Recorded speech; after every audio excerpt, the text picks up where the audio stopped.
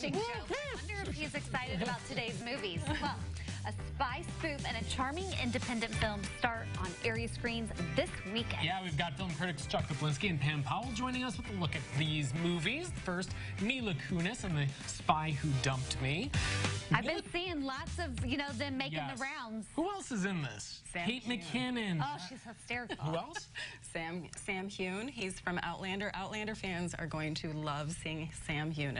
As you can tell, I am a fan of this particular actor for some obvious reasons. Okay. You see it. Well, we'll cue up the video and go for it. Tell us a little bit about this movie, Pam. Well, we've got Mila Kunis and Morgan, who's played by Kate McKinnon, and they're best friends, and they inadvertently get sucked into a spy kind of situation.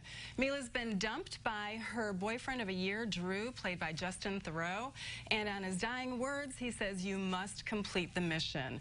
They end up going abroad because they've never been before and they have passports, so why not? You might as well die in Europe as opposed to never having gone. So her boyfriend dies? He does, right in the beginning. I'm not giving anything. Yes, he breaks up with her via text. Little does she know that he is a spy. Okay. She does learn this very, very quickly, though, and understands what her mission is and how she must complete the mission to save the world.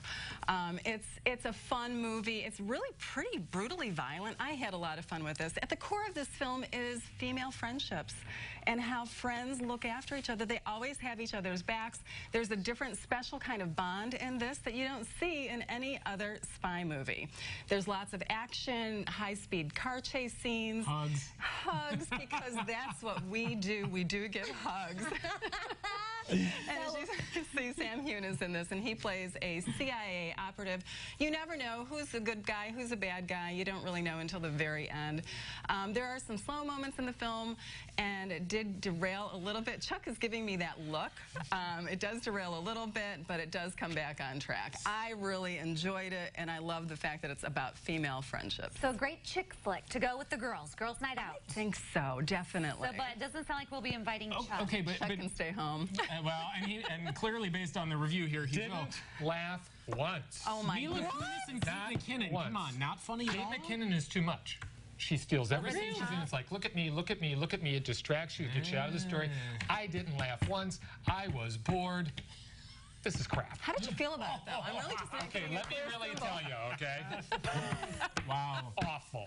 Come on, Kate McKinnon. Awful. Some of the situations were hilarious.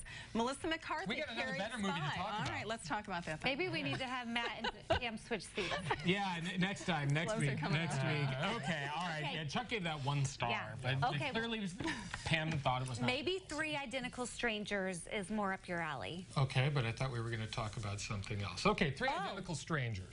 Yeah, it's a documentary about these 3 guys who were separated at birth. They were orphans, and they were separated at this orphanage, and each was adopted by a different family. They didn't know this. The families didn't know this, these guys didn't know this, and it was only by a fluke that at the age of 19 that these guys found each other. Very strange. This was a story that played out in the 80s, and it was in all the newspapers. They were on the talk show circuit, and they were a sensation. And that in and of itself is a fascinating story.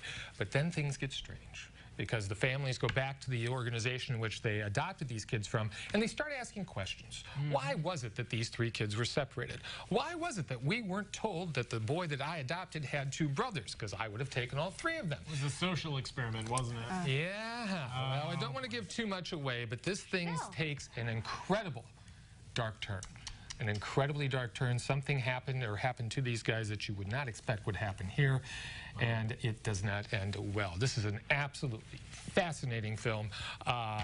It is one of those things that really haunted me afterwards. So really liked it. It's a true story. It's up at the Art Theater for this 1 week. Make sure you get to it. It is really cool. It's a powerful film. It really is. And when I sat down to watch this, I thought, oh, this sounds like a sweet and happy movie. And as Chuck said, it takes some pretty dark, twisted turns. And being an adopted person and being able to relate to this and being from New York, it really, really hit home. So yeah, so if you want to see a great movie that takes some dark twists and turns that are unexpected, that will leave you What did you think we were talking about? I thought we were talking about 8th grade, but we'll talk about that later. Oh, okay. Or maybe tomorrow on the morning show. There we go. Promoting forward to your next WCIA show.